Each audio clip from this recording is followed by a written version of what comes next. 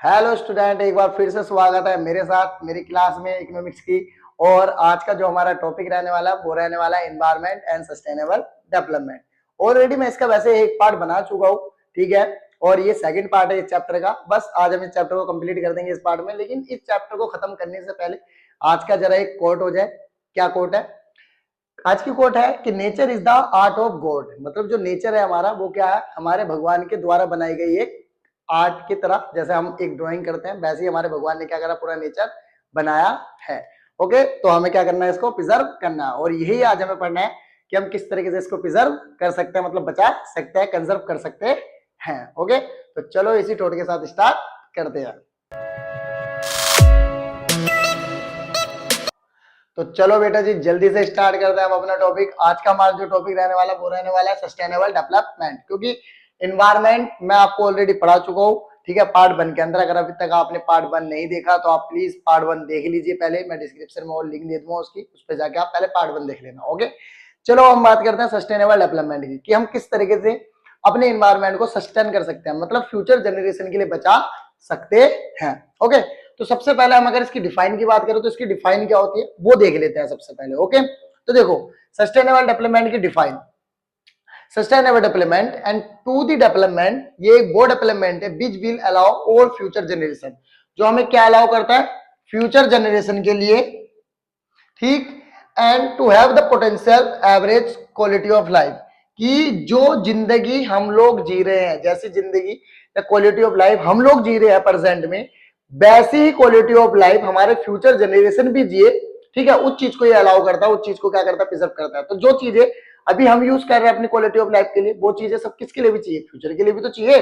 तो उनको हम क्या करने की कोशिश कर रहे हैं, इसमें सेव करने की कोशिश करते हैं। कैसे सेव करने की कोशिश करते हैं कि प्रेजेंट की नीड भी पूरी हो जाए, क्लियर, और फ्यूचर जनरेशन की नीड के लिए भी चीजों को बचाया जा सके, मतलब रिसोर्सेज को बचाया जा सके। ओके, तो इसमें यही होता है एटलीस्ट एज हाई, थोड़ा, and which is being enjoyed and by the current generation, जो चीज करंट जनरेशन एंजॉय कर रही है वही चीज फ्यूचर जनरेशन एंजॉय कर सके, ठीक है। उसको हमें क्या करना पड़ता है, थोड़ा ध्यान रखना पड़ता है इसके अंदर। इसका ओरिजिन क्या था, सस्टेनेबल डेवलपमेंट जो ये शब्द आया ये कहां से आया, क्या ओरिजिन है इसका, ठीक है।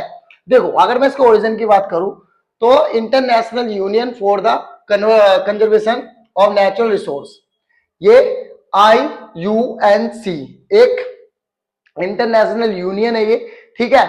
और 1918 में वर्ल्ड कमीशन स्ट्रेटेजी रिपोर्ट आई थी, उस रिपोर्ट के अंदर इसके बारे में बात की गई थी, और उसी रिपोर्ट के अंदर सस्टेनेबल डेवलपमेंट को पहली बार यूज किया गया था। ओके, अब हम बात करते हैं कि हमारा जो सस्टेनेबल डेवलपमेंट है इसका एम क्या है, क्यों है ये जरूरी है हमारे लिए। तो देखो इसका एम क्या है, उद्देश्य क्या है या गोल्स क्या है। वो पहला गोल है इसका या एम, वो है कि sustainable and equitable use of resource, कि रिसोर्सेज जो है उसको फ्यूचर के लिए भी बचाया जाए और एक इक्वल लेवल में क्या करा जाए, उसका यूज किया जाए। इक्विटेबल मतलब एक बराबर हिस्से पे बराबरी, मतलब बराबरी बराबरी क्या करा जाए, यूज किया जाए। ओके, दूसरा इसका क्या है, to prevent further damage to our life support system.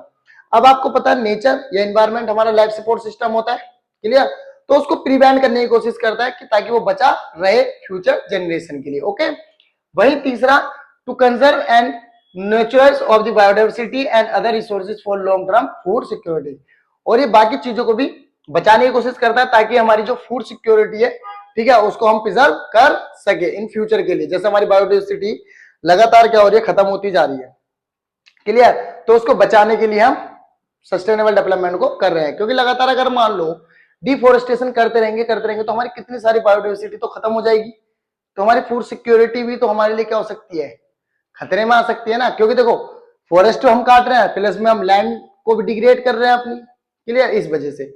Okay, तो ये कोई 3 बड़े एम है हमारे, ठीक है, किसके, सस्टेनेबल डेवलपमेंट के। वहीं अगर मैं बात करूं अब इन तीनों एम्स को किस तरीके से अचीव किया जा सकता है सस्टेनेबल डेवलपमेंट के अंदर, तो वेरी सिंपल, पहला आप क्या करो, to prevent use of renewable resource, जो रिन्यूएबल रिसोर्सेज होती है जैसे कि कोल, पेट्रोलियम, इनका यूज बंद करो, क्लियर। क्योंकि आपको पता अगर इनका यूज हम करते रहेंगे, ठीक, तो ये तो एक बार यूज होने के बाद क्या हो जाती है, खत्म हो जाती है, और फिर लाखों करोड़ों सालों में जाके बनती है। इसलिए हमें क्या करना चाहिए, रिन्यूएबल रिसोर्सेज जो उनका कम से कम यूज करना चाहिए या फिर उसको बंद ही कर देना चाहिए, ठीक है। उसका दूसरा सब्स्टिट्यूट करना चाहिए हमें नॉन रिन्यूएबल रिसोर्सेज को, किसके साथ, रिन्यूएबल रिसोर्स, मतलब जो हमारी रिन्यूएबल रिसोर्स है उनको हमें बदलना चाहिए किसके साथ, नॉन रिन्यूएबल रिसोर्स। क्योंकि देखो नॉन रिन्यूएबल रिसोर्सेज वो रिसोर्सेज है हमारी बेटा जो कभी खत्म नहीं हो सकती, जैसे कि like wind energy, solar energy, like है ना, ये तो कभी खत्म होंगी ही नहीं, तो आप इनका जितना मर्जी यूज करो, क्लियर। तो उसके साथ हमें क्या करना चाहिए, रिन्यूएबल रिसोर्सेज को चेंज कर देना चाहिए। ओके भैया, अगर मैं बात करूं टू कंट्रोल पोल्यूशन, पोल्यूशन हो रहा है हमारे एनवायरमेंट में बहुत ज्यादा, उसको हमें क्या करना चाहिए, कंट्रोल करना चाहिए। To control the growth of population, और प्लस में ग्रोथ ऑफ पॉपुलेशन को भी कंट्रोल करना चाहिए, क्योंकि देखो जितनी ज्यादा पॉपुलेशन बढ़ेगी आपको पता उतनी ही ज्यादा रिसोर्सेज की नीड होती है ना। तो ये कुछ तरीके हैं जिसके तरीके से हम क्या कर सकते हैं, सस्टेनेबल डेवलपमेंट को अचीव कर सकते हैं। चलो अब आगे और बात करते हैं थोड़ी सी कि वो कौन सी स्ट्रेटेजीज है, ये वो कौन से तरीके हैं जिसके थ्रू हम सस्टेनेबल डेवलपमेंट को क्या कर सकते हैं, अचीव कर सकते हैं। तो सबसे पहला स्ट्रेटेजीज वही है कि आप क्या करो, use of non conventional source of energy, like वही विंड एनर्जी, सोलर एनर्जी, ठीक है, उनका यूज करो। Use of clean fuel like जैसे LPG, CNG. Traditional knowledge and practices का यूज करो, जैसे कि आपको पता है इंडियन लोगों को, ठीक है, आयुष की बहुत अच्छी नॉलेज है, आयुष मतलब यूनानी आयुर्वेदा की बहुत बेहतर नॉलेज है, लेकिन क्या कर रहे हैं हम लोग, उनका हम यूज ना कर कर हम क्या कर रहे हैं, एक बाहरी मेडिकल फैसिलिटीज पे डिपेंड है ना, और जिस वजह से हमें कितना ज्यादा उससे लॉस हो रहा है, कितना ज्यादा केमिकल हमें यूज करना पड़ रहा है, जिस वजह से हमारी बायोडाइवर्सिटी या हम लोगों को भी क्या हो रहा है, नुकसान हो रहा है, ठीक है। जबकि हमारे पास ट्रेडिशनल नॉलेज है ऑलरेडी आयुष की, आयुर्वेदी, यूनानी वगैरह की, है ना, पर फिर भी हम यूज नहीं कर रहे, वेस्ट कर रहे हैं उसको, तो हमें वो यूज करना चाहिए। वही use of bio compost, bio compost का यूज करो, जो खाद वगैरह होते हैं जैसे कि गाय का गोबर वगैरह से जो खाद बनता है उसका यूज करो खेतों में, ठीक है, ना कि केमिकल फर्टिलाइजर्स का। ओके, उसके बाद change in the unsustainable patterns of consumption and production. देखो अभी हम क्या कर रहे हैं, कंजप्शन और प्रोडक्शन हम एकदम ऐसे कर रहे हैं कि अनलिमिटेड, बस पैसा पैसा पैसे के लालच में। अब जैसे कि देखो कंजप्शन का एक एग्जांपल देता हूं, मान लो किसी की इनकम बढ़ जाती है तो वो क्या करता है, ओवर कंजप्शन करनी शुरू कर देते हैं। खानी उसको 2 रोटी ही है पर बनवाएगा कितनी, 4 रोटी, 2 रोटी वेस्ट कर दी, तो वो क्या हो रहा है, एक तरीके से नुकसान है ना, ओवर कंजप्शन हो रही है, अनसस्टेनेबल डेवलपमेंट के अगेंस्ट, मतलब सस्टेनेबल डेवलपमेंट के अगेंस्ट जा रहे हैं हम लोग, है ना, तो वो नहीं होना चाहिए, उस चीज को हमें क्या करना चाहिए, बदलना चाहिए। तो बेटा ये था सस्टेनेबल डेवलपमेंट के बारे में थोड़ा सा, ठीक है।